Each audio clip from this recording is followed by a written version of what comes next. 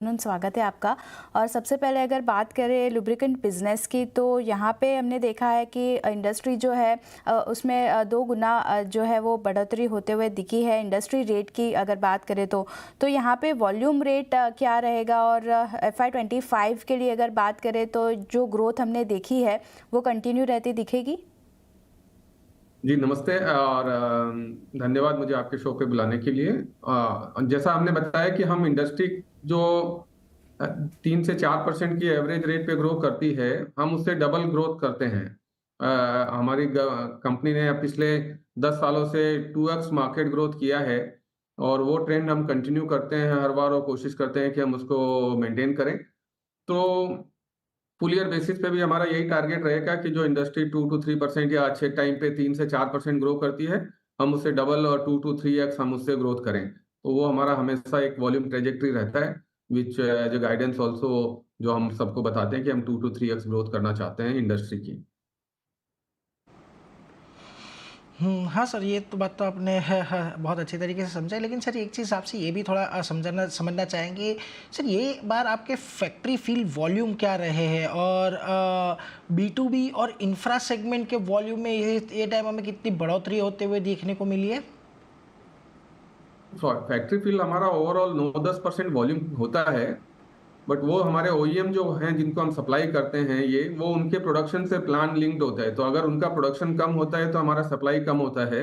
जैसा कि last 3-4 quarter से हम देख रहे हैं कि थोड़ा फैक्ट्री फील्ड में, क्योंकि स्पेशली कॉमर्शियल व्हीकल में जहाँ पर थोड़ा प्रोडक्शन का कट है, तो वहाँ पे हमारी फैक्ट्री फील्ड सप्लाईज में थोड़ी डीग्रोथ है।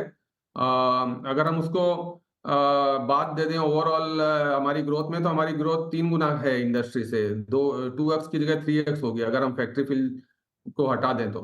और दूसरा इंफ्रास्ट्रक्चर सेगमेंट है, वो भी हमारा हमेशा डबल डिजिट ग्रोथ करता है, पर Q1 में वो थोड़ा-सा स्लो था। मिड सिंगल डिजिट में ग्रोथ आई, क्योंकि इलेक्शंस चल रहे थे और काफ़ी पार्ट्स में हीट वेव थी, तो लेबर नहीं अवेलेबल थे साइट्स पे, तो इंफ्रास्ट्रक्चर का काम थोड़ा स्लो चलता है।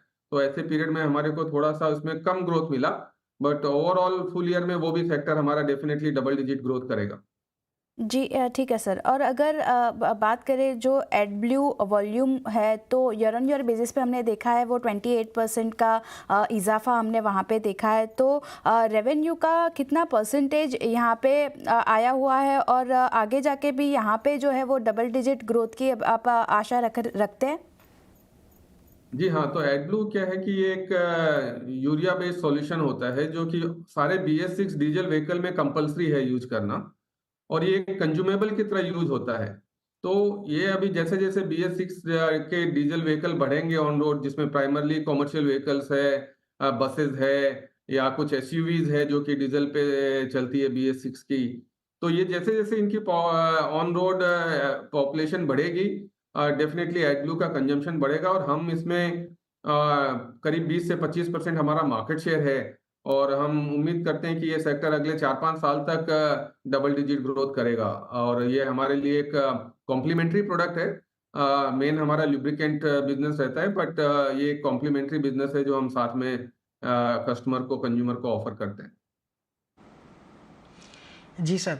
सर एक चीज़ आपसे ये भी समझना चाहेंगे कि जैसे कि ये मार्केट अभी थोड़ा कॉम्पिटिटिव होता जा रहा है, तो यहाँ पर ब्रांडिंग भी की भी ज़रूरत होती है। सर करंटली आपका जो एड स्पेंड है वो रेवेन्यू का कितना परसेंटेज है, और क्या यहाँ पर आप कोई प्रीमियमाइजेशन सेगमेंट के लिए या तो ब्रांडिंग के लिए कोई और इन्वेस्टमेंट आगे प्लान कर रहे हैं, या अभी जिस तरीके से चल रहा है वैसे ही आप चलने देंगे?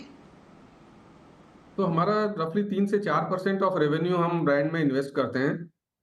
जैसा कि आपको पता होगा कि हमारा एक मल्टी ईयर टाई अप है चेन्नई सुपर किंग्स, जो कि एक टॉप आईपीएल टीम है, उसके साथ में।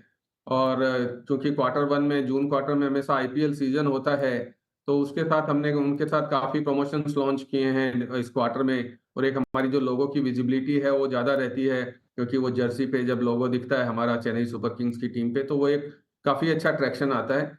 उसके अलावा महेंद्र सिंह धोनी जी और हार्दिक पांड्या, स्मृति मंदाना हमारे ब्रांड एम्बेसडर हैं, तो हम उनके साथ भी through out the year campaign करते हैं।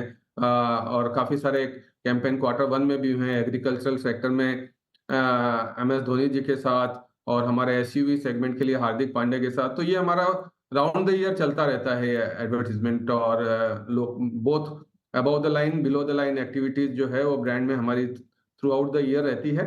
और 3 से 4% के बीच में हमारा टोटल एड स्पेंड रहता है एज ए कंपनी।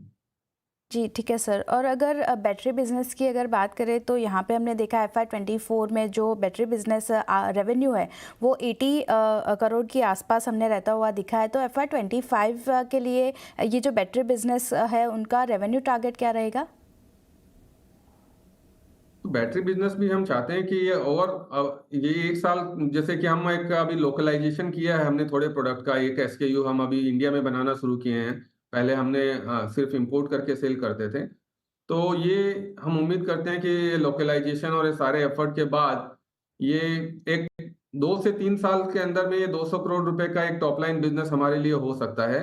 और जिसका मतलब है कि हमको एनुअली 20 से 25% मिनिमम ग्रो करना पड़ेगा CAGR बेसिस पे अगले 3 साल के लिए, और वही हमारा एम है इस बिजनेस के लिए।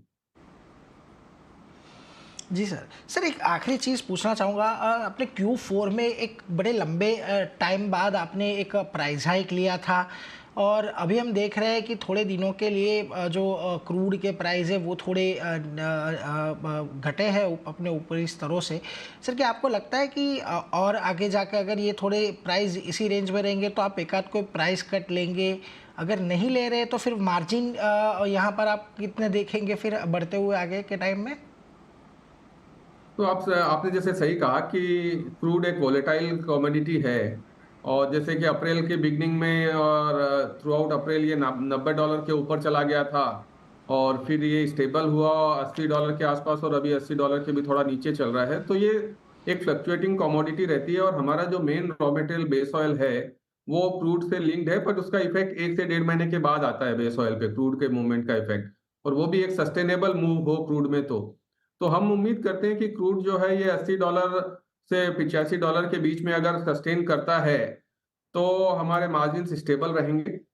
जैसा कि आपने बताया हमने एक प्राइस इंक्रीज लिया था, और अगर क्रूड इस लेवल पे रहता है जो कि आज है, तो हम थोड़ा स्कीम एडजस्टमेंट्स करते हैं, और ऑब्वियसली हमको एक कॉम्पिटिटिव सिनेरियो देखना पड़ता है कि मार्केट में क्या प्राइस के मूवमेंट्स हैं, और हम उसको हिसाब से अपना मार्जिन मैनेजमेंट करते हैं।